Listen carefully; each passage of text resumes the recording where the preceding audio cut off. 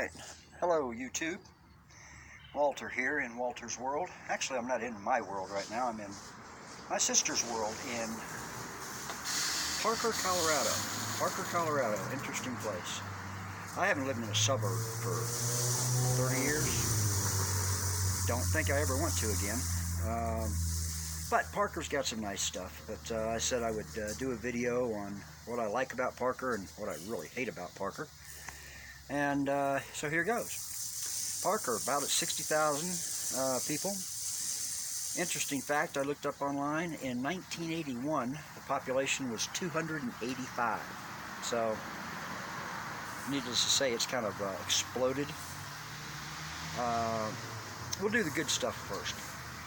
They did a really good job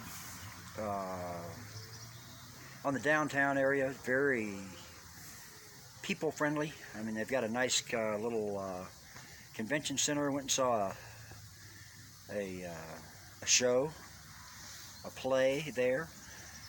They have free concerts every Thursday night. Nice pool, lots of nice recreation areas. They've got, not that a lot of people use them, so I guess they're good. They've probably got 30 or 40 miles of concrete walkway, bike paths, such and such. Got bike paths on almost every road. I love the way they do the traffic. Some of you city planners down in Texas need to come up here and see how it's done. For busy, and this is on Parker Road, runs from Colorado Springs to Denver, and I don't know how many hundreds of thousands of cars traverse it every day. But even in town, at the town this side, a lot of the roads are 1 lane and 2 lane. But they will end a lane into a right or a right-hand turn. So anything going straight is a single lane at a stoplight. And once you get through the stoplight, the right-hand lane is coming from the traffic on the right and merging in there. Actually, they don't even have to merge because it's another lane. Anyway, it doesn't look like it would work, but it works great. I give them that. They control the traffic. Is for as much traffic as there is, even in the suburb, it's not difficult to get around. So, some nice little bars, few restaurants, a lot of chain stuff. Some things I really, really hate about it. It's expensive as hell. And I have not been in a whole lot of houses in here. I mean, my sister's house is 20 some odd years old. Built very cheap, but at least by Texas standards. Cheap siding. Had a hailstorm the other day, which I guess is fairly frequent around here this time of year. Wind coming off the mountains, or the cold air coming off the mountains. And I swear to God, I thought somebody was beating on the ceiling with a ball-peen hammer. I don't know if there's no insulation. I mean, it was loud. I've been through hailstorms at my house in Texas. I can't hear it unless it's hitting the overhang on my porch. That's when I start to hear it. I mean, I can't hear anything coming through the roof. So, and hers is 2-story. I could hear it on the first floor. So, cheaply built, ridiculously expensive houses. Texas, I've got 4 acres, 2,000 square foot house, 15,000 gallon pool with a 4,000 foot deck. I can't see my closest neighbor. It's almost a half mile away. And I could buy 3 of those for what one of these little cookie cutter houses cost. You get into these subdivisions, every house looks the same. I mean, they change the paint color by about 2 shades. I meant to ask a builder, just never ran across one. The eaves, look at the eaves. Whoops. That didn't work very well.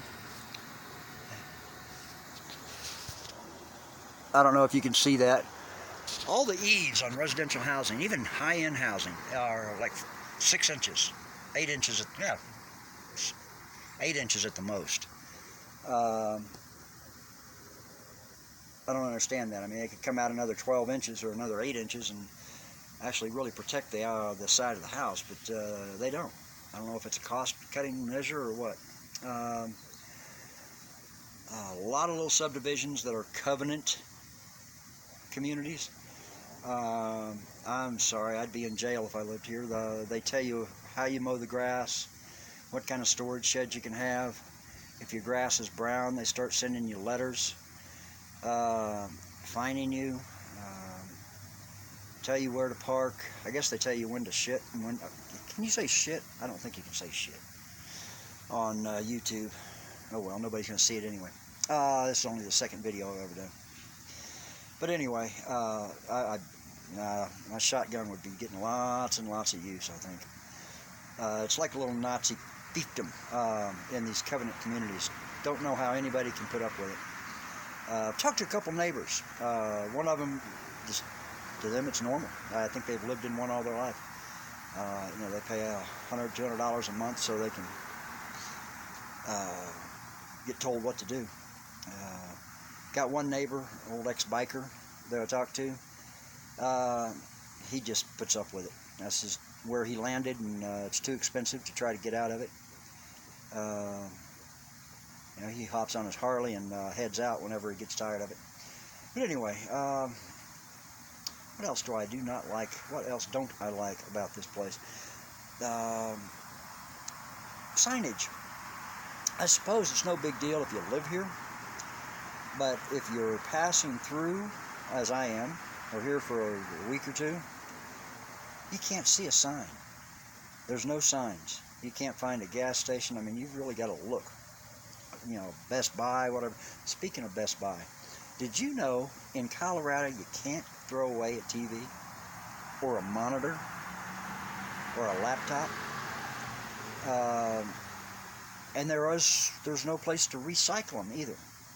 At least in Denver, I've checked. My sister had 4 or 5 TVs, old TVs, that she'd been laying around. I asked her, why the hell are you keeping these things? And apparently you have to take them to, she takes hers to Best Buy, pays $25 a piece to throw them away, or to give them away. 25 bucks. She's, in the time I spent here, she spent over $100 giving away old monitors and TVs to Best Buy. Who I guess, I don't know if they strip them down and get all the junk out of them, or if they just pile them up in a big dumpster and then take them and, you know, for $200, put them in a dump somewhere. They're all going in the dump anyway, so it's ridiculous. But, yeah, that's a little ridiculous. Anyway, that's Parker, Colorado. I'll be leaving out of here tomorrow, headed to Sturgis. It's going to be a whole different world. Go from 60,000 to, or a million, in the Denver area, to a town of about 6,000, which is more or less more like where I'm from. And I'll be camping out most of the time up there. Anyway, I will do another video, most likely once I get up there, and we'll see if anybody sees that one. Have a good one.